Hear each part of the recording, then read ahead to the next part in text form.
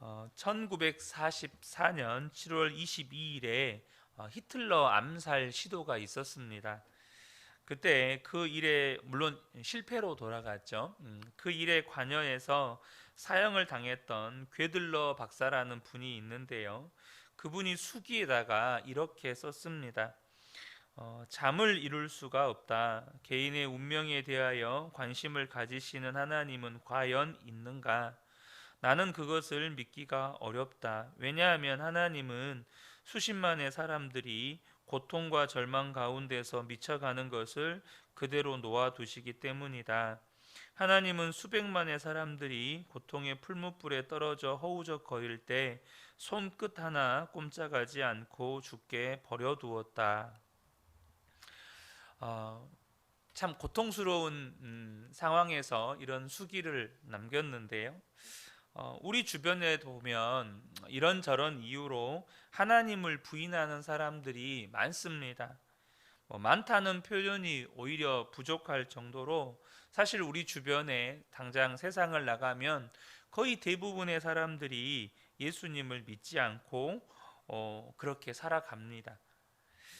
때때로 하나님을 믿는다고 하는 우리들조차도 우리 안에서 하나님은 정말 살아 계실까라는 의문이 들 때도 있습니다. 우리가 예수님을 믿으면서 살아갈 때 가장 어려운 일 가운데 하나가 바로 우리 주변에 하나님을 믿지 않는 사람들과 어울리면서 살아가야 한다는 것일 겁니다. 우리 주변에 과연 하나님을 믿는 사람들이 몇이나 되는가? 또 실제로 예수님을 믿는다고 하고 교회를 다닌다고 해요. 그런데 막상 만나서 지내보면 이 사람이 정말 하나님을 믿나? 이런 생각을 할 때가 많습니다. 저도 사실 군대에 있을 때 같은 사무실에 후임병이 들어왔는데 이 친구가 예수님을 믿는데요. 근데 예수님을 믿는다고 하면서 또 아버지는 장로님이시고 어머니는 또 권사님이시고 그러는데 술도 잘 먹고 또 여자친구가 면회에 오면 외박 나가서 이렇게 외박하고 들어오고 이런 행동들을 막 보는데 정말 예수님을 믿는 친구일까? 이런 생각이 정말 많이 들었었거든요.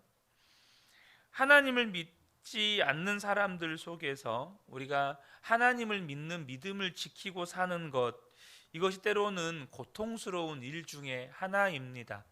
내가 내 신앙상 타협할 수 없는 것들을 계속해서 타협할 것을 요구하고 또 세상의 권력자들에게 고개 숙이도록 요구하고 우리는 그런 세상 속에서 살아가는 거죠.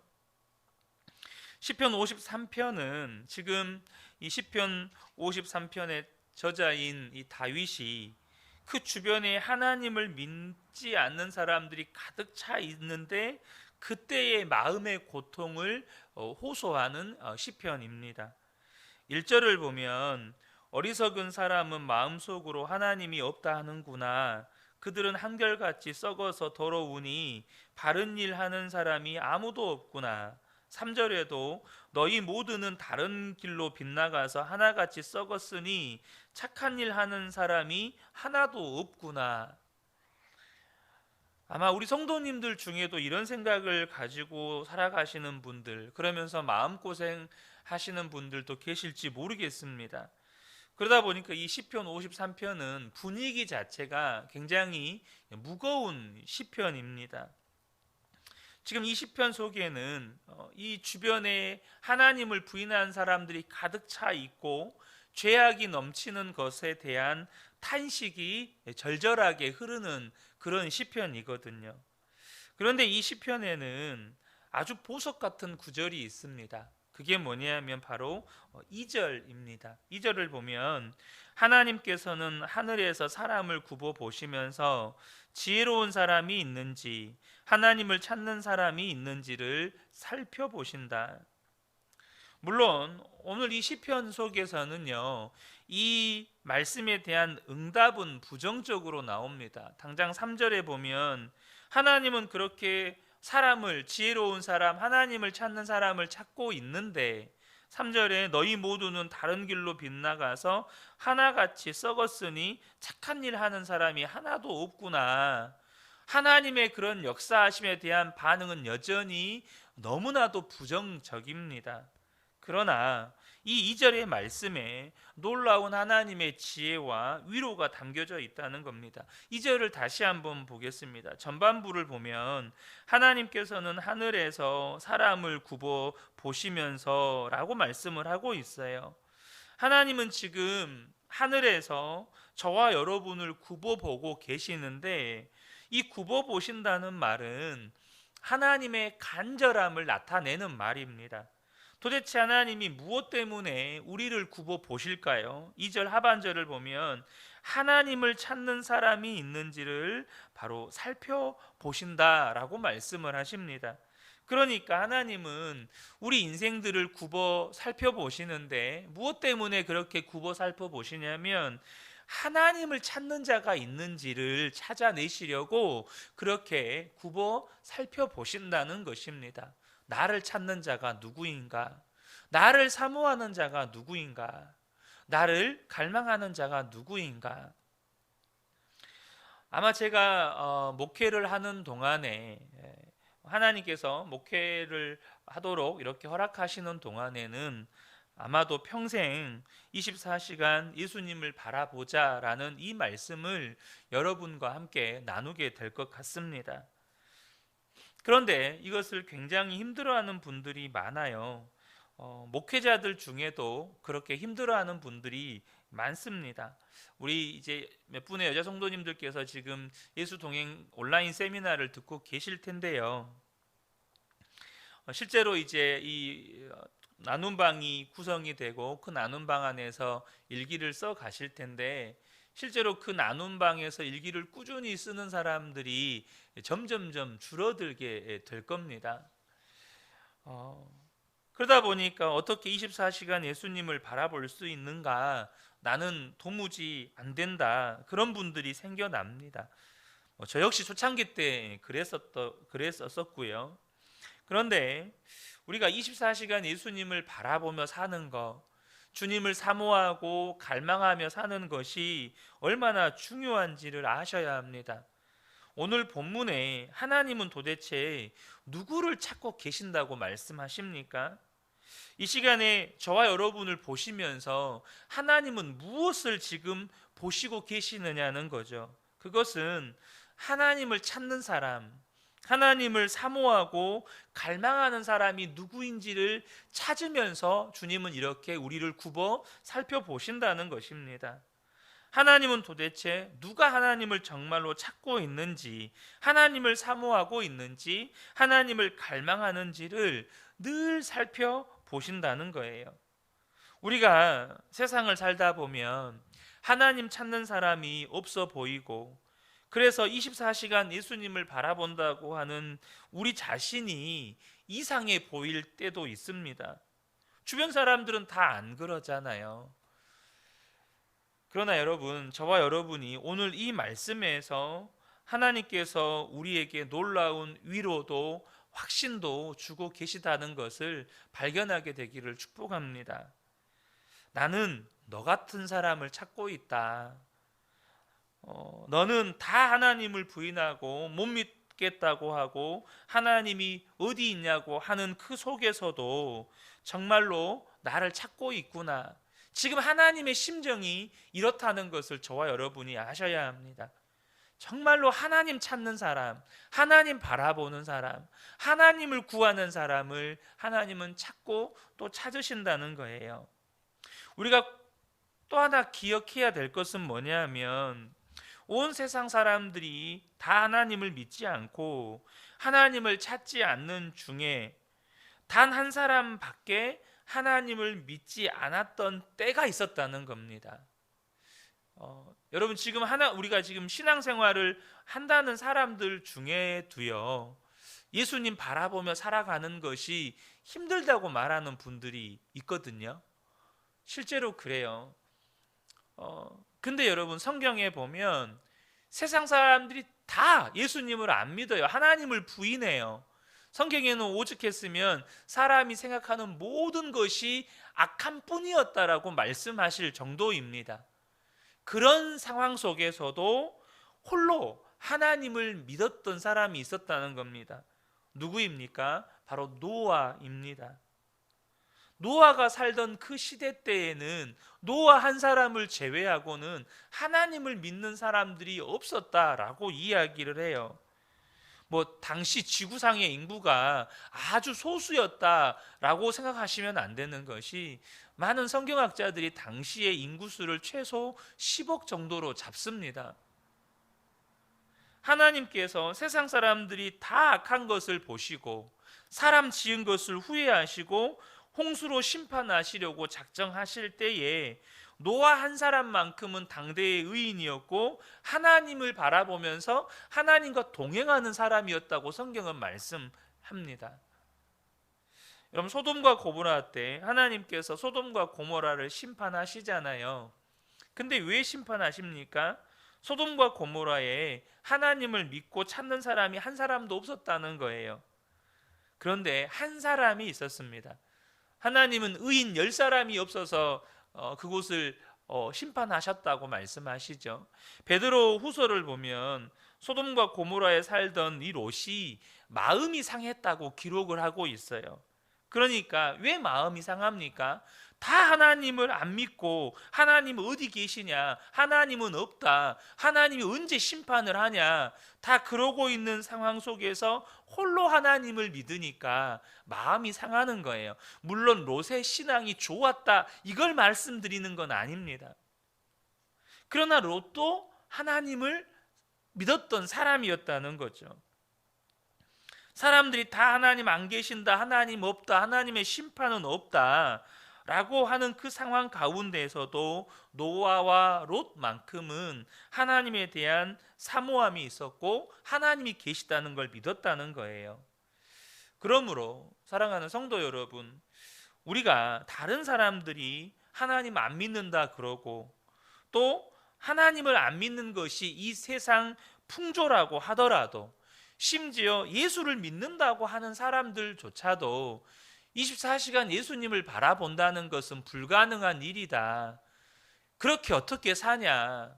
어떻게 사람이 답답해서, 그러니까 꼭 죽을 것처럼 어떻게 그렇게 사냐라고 한다고 하더라도, 사랑하는 성도 여러분, 나 한 사람만큼은 하나님을 바라보며 하나님을 믿고 살 수 있다는 겁니다. 주변의 모든 사람이 예수 안 믿더라도 나 한 사람만 남았다고 하더라도 하나님을 믿고 살 수 있다는 거예요.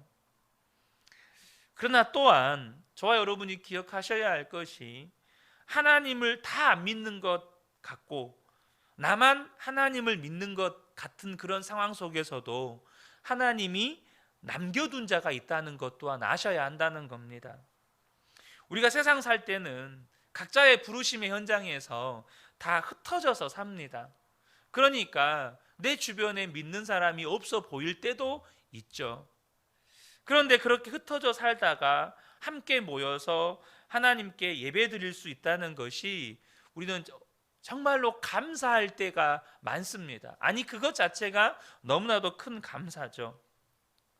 특별히 이번 주일 맥주 감사주일 때 저 개인적으로는 설교 후의 기도가 저에게 너무나도 특별하게 사실 다가왔습니다. 여러분, 세상 어느 공동체에서 그런 사랑을 경험할 수 있습니까? 아픈 한우들을 위해서 함께 기도할 때, 지금 당장 나도 아프고 힘든데 서로의 다른 성도의 질병과 약함을 위해서 기도하는 그것 자체가 제게는 너무나도 큰 감동이었습니다. 그렇지, 이게 교회지. 내가 힘들고 내가 아프고 내가 어렵지만 또 다른 어려운 성도를 보면 함께 기도하고 그것을 싸매주고 그것을 또 함께 붙들어주는, 이것이 바로 교회지. 그런 마음들이 제 안에 있었습니다. 성도님들 중에는 오늘 시편 기자처럼 정말 주변의 가족들 중에, 친구들 중에, 직장 동료들 중에 하나님 믿는 사람들이 없어서 때로는 그것 때문에 괴로움 가운데 있는 분들도 계실 수 있습니다. 그런데요, 우리가 함께 예배드리면서 힘을 얻기도 하고, 함께 예배드리면서 격려를 받기도 하고, 함께 예배드리면서 여전히 이렇게 내 주변에 하나님을 믿는 사람들이 있구나라는 것을 발견하게 되는 겁니다. 그래서 함께 예배하는 것이 중요한 이유 가운데 하나가 뭐냐 하면, 함께 예배하는 것 자체가 서로에게 위로가 되고 힘이 되고 격려가 된다는 겁니다. 함께 예배하는 것 자체가 그렇다는 거예요. 특별히 초대교회 때는 더욱 그랬습니다. 왜냐하면 그냥 삶의 현장 자체가 핍박의 시대였기 때문입니다. 삶의 현장으로 나갔다가 안 돌아오면, 예배 장소에 안 모이면 순교했구나, 죽었구나, 그렇게 생각하는 거예요. 그렇게 함께 예배하는 것 자체가 그들에게 너무나도 귀한 시간이었습니다. 근데 우리가 이 시대도 영적으로는 마찬가지입니다. 우리가 영적으로요, 믿음 지키고 살기가 너무나도 힘든 시대를 살고 있습니다. 그러다 보니까 여러분, 함께 예배하는 것이 너무나도 귀하고 귀한 거죠. 잘 아시는 것처럼 엘리야가 갈멜산에서 바알 선지자들과 전투 후에 이세벨 여왕의 살해 협박을 받고 두려워서 광야로 도망칩니다. 그리고 나서 너무나도 절망 가운데에서 하나님께 이제는 나를 데려가 달라고, 그냥 죽게 해달라고 하나님께 구할 때 하나님께서 뭐라고 말씀하십니까?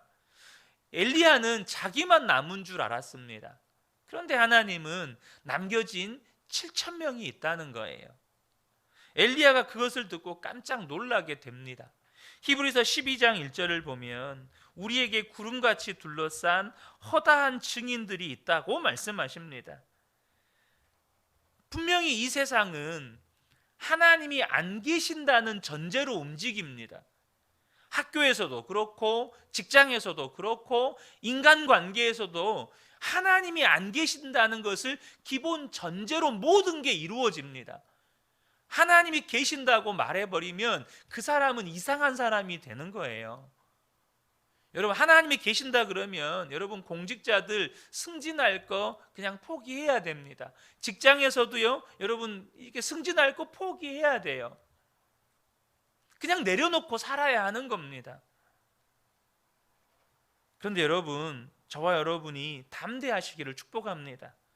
혼자서라도 얼마든지 믿음을 지킬 수 있다는 겁니다.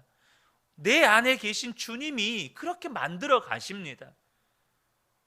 나는 알지 못하지만 하나님께서 이미 우리 주변에 두신 믿음의 사람들이 여전히 있다는 거예요. 정말로 중요한 것은 늘 우리가 하나님 앞에 나 자신을 점검해야 한다는 것입니다. 뭡니까? 나는 정말로 하나님을 찾고 있는 사람인가? 나는 정말로 하나님이 굽어 보시면서 하나님을 찾는 자가 누구인가? 라고 이렇게 찾고 계실 때 정말로 나는 하나님을 찾는 사람인가? 정말로 하나님이 찾으시는 한 사람, 하나님을 갈망하고 하나님을 사모하고 하나님을 구하는 그 사람인가? 사실 저는 개인적으로 두려운 것이 하나님을 정말 믿는 사람들조차도 서서히 믿음을 잃어간다는 것입니다. 예수님을 믿고 하나님의 자녀가 된 사람들조차도 세상을 살다 보니까 하나님에 대한 믿음을 잃어버리고 예수님을 바라보는 믿음의 눈을 잃어버리는 것, 여러분, 이게 두려운 일입니다. 그러므로 사랑하는 성도 여러분, 이미 주변에서 그런 상황들을 목격하고 있지 않습니까? 저와 여러분이 함께 신앙생활을 해가는 동안에 더욱더 주님을 바라보는 믿음의 눈이 뜨여져야 할 줄로 믿습니다. 그것은 뭘로 아냐면 다른 게 아닙니다. 내 속에 하나님을 향한 갈망이 더해져야 합니다. 여러분, 저와 여러분이 나이가 들어가면서 우리가 분명히 육체는 쇠하여져 갈 겁니다. 우리는 앞으로 더 힘이 없어져 갈 거고 더 병들어 갈 겁니다. 이거는 어쩔 수가 없어요. 부정할 수가 없습니다. 그러나 저와 여러분 안에 있는 마음만큼은 하나님을 향한 갈망이 더하여져 가야 합니다. 여러분, 우리 군인들이요, 군대에 가면 그런 말이 있잖아요. 국방부 시간은 멈춰 있다. 그렇게 전역할 날이 안 다가와요. 언제 전역할지 하루하루 정말 군대에서 시계가 너무 느리게 가거든요. 근데 그렇게 하루하루 다가올수록 군인들 마음 안에 그 전역할 날을 그렇게 고대하고 고대합니다. 여러분, 전역을 일주일 남긴 사람이 전역에 대한 사모함이 클까요?